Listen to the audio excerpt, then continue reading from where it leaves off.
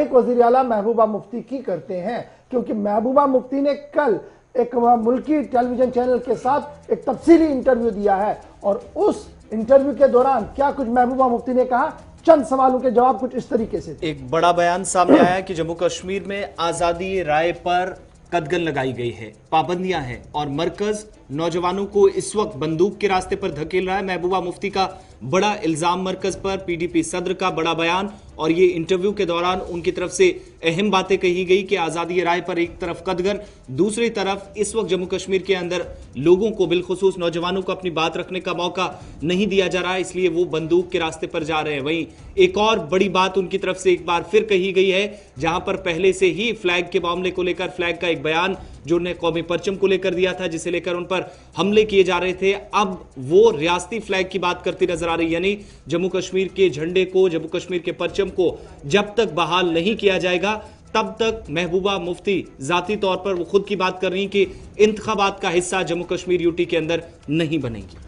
बड़ी खबर हम आपको बता रहे हैं कि महबूबा मुफ्ती ने पैदर पे हमले किए हैं मरकज पर, और मरकज के अंदर भारतीय जनता पार्टी की क़ियादत पर सवाल खड़े करते हुए उन्होंने कहा कि जम्मू कश्मीर के अंदर जिस तरीके के हालात को पैदा किया जा रहा है उससे नौजवान सिर्फ तशद्दुद का रास्ता ही इख्तियार कर सकता है, क्योंकि पुरअमन एहतजाज की इजाजत जम्मू कश्मीर के अंदर नहीं दी जा रही है, जिसके बाद वाहिद रास्ता बंदूक बचता है। साथ साथ कल महबूबा मुफ्ती ने साफ किया कि वो जाती तौर पर किसी भी चुनावी दंगल का हिस्सा नहीं बनेंगी तब तक जब तक जम्मू कश्मीर के साबिक रियासत के परचम को बहाल नहीं किया जाता है। और जिस तरीके से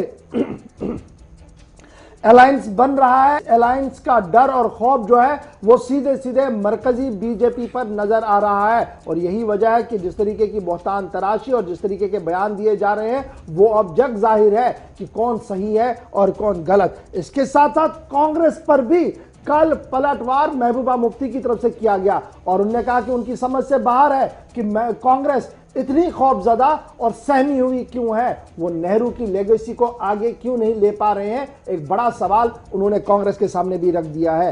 कल मीडिया भी उनके सवालों के दायरे में आई और कहा कि मीडिया भी कई बार नजर आ रही है और यही वजह है कि बड़े रिपोर्टों पर भी अब अगर वो सच भी हो तो लोग एतबार नहीं कर पाते हैं। और जम्मू कश्मीर की सूरत हाल के हवाले से उन्होंने कहा कि मौजूदा एक साल के दौरान आप देख लीजिए कि पसंदी और दहशतगर्दी की कहानियां कितनी बड़ी हैं, और जब सब कुछ ठीक ठाक है तो 4G को रेस्टोर क्यों नहीं किया है, जब सब कुछ ठीक ठाक है तो जिस तरीके से चुनावी दंगल को चलाने की कोशिश की जा रही है कि सिलेक्टेड लोगों को आज़ादी है कैंपेनिंग करने की और कुछ लोगों को कमरों तक महदूद करके रख दिया है, तो ये किस तरीके की जमहूरियत की दावे और किस तरीके की नॉर्मलसी की दावे यहाँ पर किए जा रहे हैं। तो ये चंद सवालों के जवाब थे जो महबूबा मुफ्ती ने कल कांग्रेस से लेकर बीजेपी के सामने रखे हैं और मुल्क की क़यादत के सामने रखे हैं। इस पर सीधी बात हम करेंगे। हमारे साथ दो मेहमान ज्वाइन किए हुए हैं, मेरे रिपोर्टर श्रीनगर से भी ज्वाइन किए हुए हैं और साथ साथ हमारे साथ बीजेपी के तर्जुमान आला भी ज्वाइन किए हुए हैं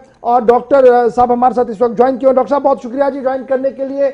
महबूबा मुफ्ती के बयान बड़े तलख बयान आते हैं हमेशा, लेकिन रिहाई के बाद कौमी टेलीविजन चैनल के साथ पहली बार खुलकर इंटरव्यू और उसमें सीधे से हमला बीजेपी की क़यादत, उस पर सीधे से हमला नेशनल पॉलिसी, उस पर सीधे से हमला कांग्रेस। किस तरीके से बयान को देख रहे हैं कि रास्ता कोई नहीं इसलिए तशद्दुद की ओर धकेल रही है मौजूदा निजाम जम्मू कश्मीर के नौजवानों को? देखिए, जहाँ तक पीडीपी की हम बात करते हैं गौहर साहब, महबूबा मुफ्ती की जो सियासत है बड़ी हटके रहती है जम्मू कश्मीर में और उनकी सियासत का असर पूरे हिंदुस्तान की स्टेट्स पे पड़ता है, ये बात जाहिर सी है। और वो जितना इस टाइम पे जहर उगल है क्योंकि ग्राउंड पे पीडीपी बिल्कुल ख़त्म हो चुकी हुई है। पीडीपी पार्टी है कहाँ पहले वो ये देखें, और इन चीज़ों को देखते हुए इस तरह का बयान देना और श्रीनगर वैली के हालात ख़राब करने की कोशिश करना, ये कोई मुझे नहीं लगता है कि एक इतनी कदावर पॉलिटिशियन से इस तरह के बयान दिए जाएं जिससे यूथ को गुमराह किया जाए और फिर पुरानी तरह के श्रीनगर में हालात वापस कोशिश की जाए। ऐसी चीज़ें उनको नहीं करनी चाहिए। जहाँ तक भारतीय जनता पार्टी की बात है, भारतीय जनता पार्टी का वर्किंग सिस्टम, हमारे कार्यकर्ताओं का ग्राउंड पे काम करना, ये सारी चीज़ें बहुत इंपॉर्टेंट है। और ये भारतीय जनता पार्टी ही एक ऐसी पॉलिटिकल पार्टी है जो इस तरह से पूरे देश में काम करती है।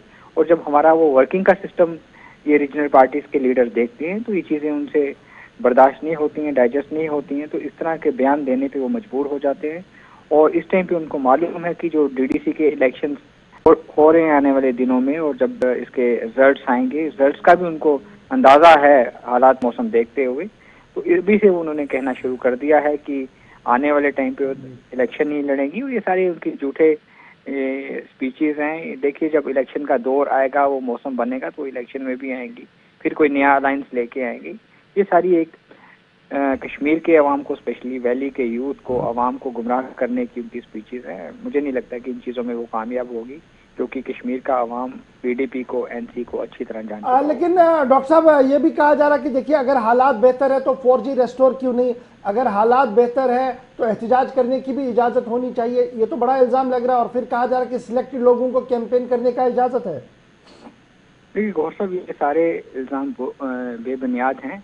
जहाँ तक 4G की बात आती है, जब से भारतीय जनता पार्टी की सेंटर में सरकार है हमारी, और पाकिस्तान की तरफ से नए नए हथकंडे, नए नए सिस्टम्स अपनाए जाते हैं कि कैसे स्पेशली जम्मू कश्मीर के बॉर्डर एरियाज में, जम्मू कश्मीर में हालात ख़राब किए जाएं।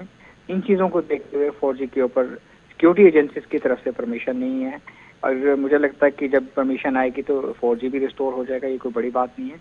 तब भी 2 डिस्ट्रिक्ट्स में 4G को रिस्टोर कर दिया गया है, ये आपको मालूम है। और अब बड़ा इंपॉर्टेंट है करप्शन को लेकर, केंद्र से लेकर रियासत की बीजेपी क़यादत जो कह रही है कि देखिए, गुपकार अलायंस के लोगों ने रियासत के वसाइल को 2-2 हाथों से लूटा है, उस पर पलटवार किया है महबूबा मुफ्ती ने, और कहा कि देखिए, करप्शन की एलिगेशंस लगाना आसान होती है, अगर उनके खिलाफ कोई चार्ज है तो लेट देम प्रूव इट, और मैं जेल जाने के लिए तैयार हूं। एक, और दूसरा, जिस तरीके से बीजेपी कैंडिडेट्स जम्मू कश्मीर के अंदर पैसा खर्च कर रहे हैं, जरा इसका भी हिसाब बीजेपी दे कि पैसा आ कहां से रहा है, दे कौन रहा है, और किस तरीके का निजाम चल रहा है। बड़ा इल्जाम और बड़ा सवाल आपकी क़यादत पर। देखिए, जहाँ तक करप्शन की जे.एंड.के स्टेट की बात है, जे.एंड.के स्टेट में बहुत करप्शन हुई हैं पिछले 70 साल में, और आपको मालूम है, आप जानते हो सब कुछ गौहर साहब, उन सभी चीज़ों की इंक्वायरीज, इन्वेस्टिगेशंस, केसेस, सब कुछ चल रहा है। टाइम टू टाइम उनकी चीज़ें जब होती हैं तो न्यूज़ में भी हाईलाइट्स में आती हैं। तो ये चीज़ें चल रही हैं। जो चीज़ें सामने आएंगी, जो लोग इन चीज़ों में इन्वॉल्व होंगे, दूध का दूध, पानी का पानी आवाम के सामने आएगा, क्योंकि उस चीज़ में प्राइम मिनिस्टर साहब का बड़ा। आपको नहीं लगता है अब ये मेयर स्लोगन रह गया है कि जनाब दूध का दूध, पानी का पानी होगा, केसेस चल रहे हैं? एक FIR बताइए जो महबूबा मुफ्ती के खिलाफ लगा हो, एक FIR उमर अब्दुल्ला के खिलाफ लगा हो करप्शन का अभी तक? नहीं, मैं उमर साहब नहीं, मैं उमर साहब महबूबा मुफ्ती का मैंने नाम नहीं लिया। मैंने जनरल बात की है। जो लोग भी इन चीजों में इन्वॉल्व होंगे वो सामने आएंगे। मैंने आप पर्टिकुलरली उनका नाम आप इन दोनों को कह रहे हैं कि चलिए हम नाम नहीं ले रहे, लेकिन कोई ना कोई तो है इसमें। नहीं, जो लोग होंगे सामने आएंगे। देखिए, जो भी, चाहे हमारी पार्टी के लोग क्यों ना हो, इसमें मोदी साहब की तरफ से बहुत स्ट्रिक्ट है कि जो करप्शन करेगा उसको वो नहीं छोड़ेंगे। इसमें कोई बड़ी बात नहीं है। भारतीय जनता पार्टी के लिए सभी एक समान है। और करप्शन के लिए अगर बात की जाती है तो उसके लिए हमारे प्रधानमंत्री साहब बहुत इस चीज के ऊपर वो है कि करप्शन नहीं होनी चाहिए, जीरो करप्शन होनी चाहिए पूरे देश में, ताकि गरीब लोगों का, आम आदमियों का काम जो है वो हो सके और उनको एक राहत मिले जो आज तक देश में नहीं मिलती रही। ये भारतीय जनता पार्टी की पहली प्रायोरिटी है। और जहाँ तक दूसरी बात करते हो आप, इलेक्शन में खर्चा होता है, भारतीय जनता पार्टी के जो कैंडिडेट हैं वो खर्चा कर रहे हैं और दूसरी पार्टी के नहीं कर रहे हैं।